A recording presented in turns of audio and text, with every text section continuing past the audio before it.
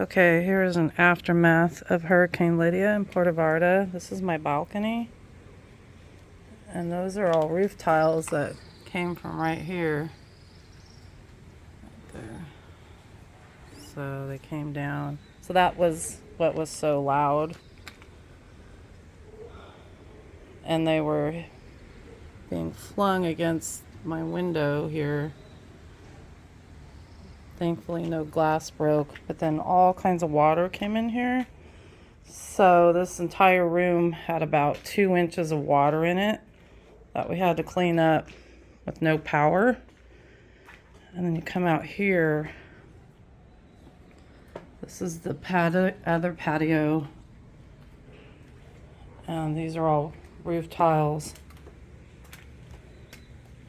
So you can see.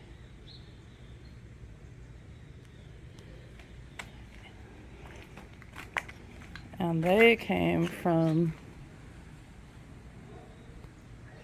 up there. So those were being flown around and came crashing down onto this patio. And then if you look down here,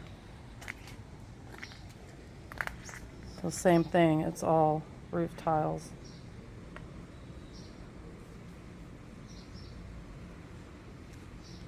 And that's my balcony right there.